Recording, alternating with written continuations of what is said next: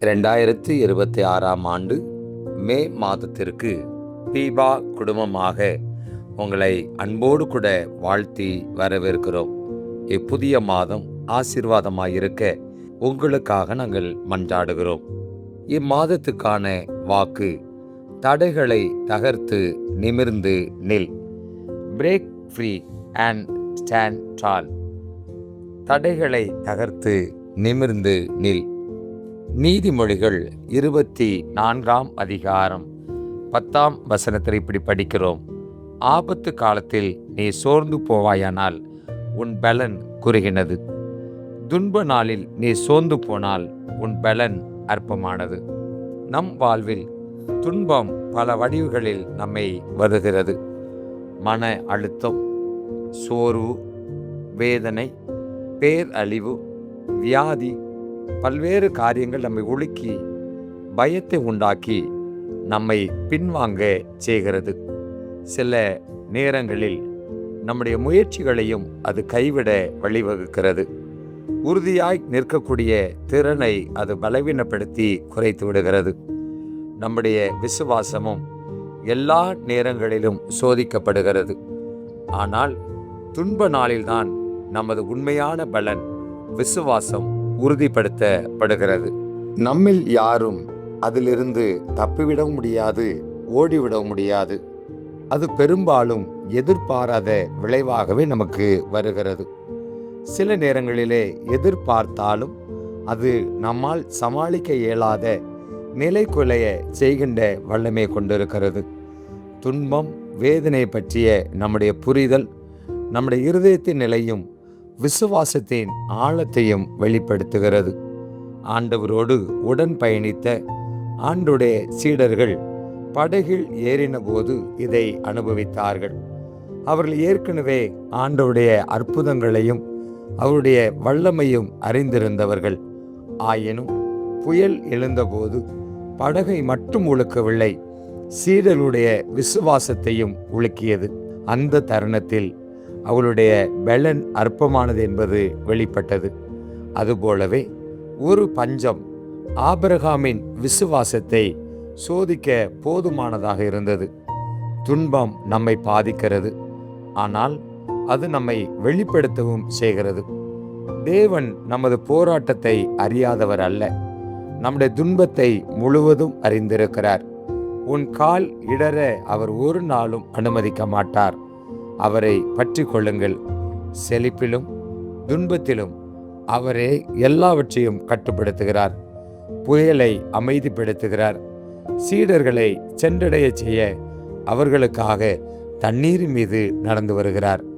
நம்முடைய கடினமான காலங்களில் ஆண்டவர் இருப்பவராகவும் உண்மை நிறைந்தவராகவும் இருப்பதனாலே எப்போது நம்மோடு இருந்து நம்மை பாதுகாக்கிறார். பெரும்பாலும் கல்லறையில் இருந்த மரியாளை போலவே நமது சோதனைகள் நம்மை மூழ்கடிப்பதால் அவருடைய பிரசன்னத்தை நம்மால் உணர்ந்து கொள்ள முடியவில்லை. உயிர்த்தெழுந்த ஆண்டவரை மரியாள் உடனடியாக கண்டுபிடிக்க இயலாது திகைத்து நின்றாள். அவருடைய பலன் குன்றி போயிற்று. நாம் என்ன செய்ய முடியும்? இப்படிப்பட்ட துன்பத்தில் இருக்கின்ற போது உறுதியாய் நிற்க நாம் என்ன செய்ய வேண்டும் என்று ஒரு கதை வழியாக உங்களை உற்சாகப்படுத்த விரும்புகிறோம்.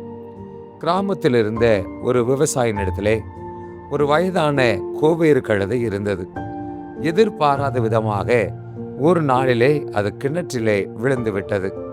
அந்த கிணற்றிலே விழுந்த கோவேறு கழுதையை காப்பாற்றுவதற்கு பல்வேறு முயற்சிகள் செய்தும் அது பலனளிக்கவில்லை.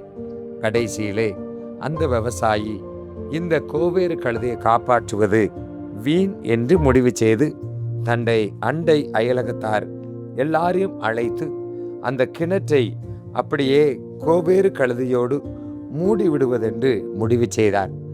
அவர் முடிவு செய்து மேலிருந்து மண்ணையும் கல்லையும் அள்ளி போடுகிற போது அவைகள் கிணற்றில் விழ அந்த கோவேறு கழுதை அதையெல்லாம் மிதித்து மிதித்து மேலே ஏற ஆரம்பித்தது. ஒவ்வொரு முறை மேலிருந்து கல்லும் மண்ணும் விழுகிற போது அந்த கழுதையின் மீது விழுகிறது. வேதனையும் துன்பமும் இருந்தாலும் அந்த மண்ணையும் கல்லையும் மிதித்து மிதித்து ஒரு கட்டத்திலே அந்த கிணறு நிரம்ப வருகிற போது அது எளிதாக வெளியே நடந்து சென்றது. அன்புக்குரியோரே, நம்முடைய வாழ்விலே புதைத்து விட வேண்டும் என்று இருக்கின்ற நிகழ்விலே நாம் வெளியே எளிதாக நடந்து செல்வதற்கான அருளை ஆண்டவர் நமக்கு கொடுக்கிறார். வாழ்க்கை என்பது இப்படித்தான். நாம் பல்வேறு இடர்பாடுகளையும் சோதனைகளும் சந்திக்கின்ற போது அதை எதிர்கொள்வதற்கான ஆற்றல் நமக்கு தேவை. பதட்டம், கசப்பு உணர்வு இவைகள் வருகின்ற போது நாம் அது எதிராக நமக்கு அமைந்து விடுகிறது. நெருப்பில் காய்ச்சப்பட்ட தங்கமே அது அணிகலனாக மாறுகிறது. அடித்து உருவாக்கப்பட்ட செம்பே மின்கம்பிகளாய் மாறுகிறது. உளியால் செதுக்கப்பட்ட கல்லே சிலையாகிறது. இடர்பாடுகளே நம்மை செதுக்கி வடிவமைக்கின்றன. எல்லாவற்றுக்கும் மேலாக தெய்வம் நம் ஆண்டவர். நாம் பிறருக்கு ஆறுதல் அளிப்பதன் வழியாக, உதவி செய்வதன் வழியாக நம்முடைய துன்பத்திலிருந்தும் நாம் விடுதலை பெறுகிறோம். இடர்பாடுகள் வருகிற போது மனம் தளர்ந்து விடாதீர்கள். முயற்சியை ஒருபோதும் கைவிட்டு விடாதீர்கள். தடைகளிலிருந்து விடுபட்டு நிமிர்ந்து நில்லுங்கள். கடவுள் உங்களோடு இருப்பார். எந்த சோதனையில் கடந்து போனாலும் அவர் நம்மை பத்திரமாக அழைத்து செல்வார். மீண்டும் ஒரு முறை நீதிமொழிகள் 24:10 படிக்கின்றேன். இடர்பாட்டு நாளில் நீ தளர்ந்து போனால் உன் பலன் அற்பமானதே. அன்புக்குரியோரே, கவலைப்பட வேண்டாம். தெய்வம் நமக்கு கூட இருக்கிறது. நம்மை அற்புதமாய் வழிநடத்துகிற ஆண்டவர் நம்மை நிறைவாய் வழிநடத்துவாராக. ஆமேன்.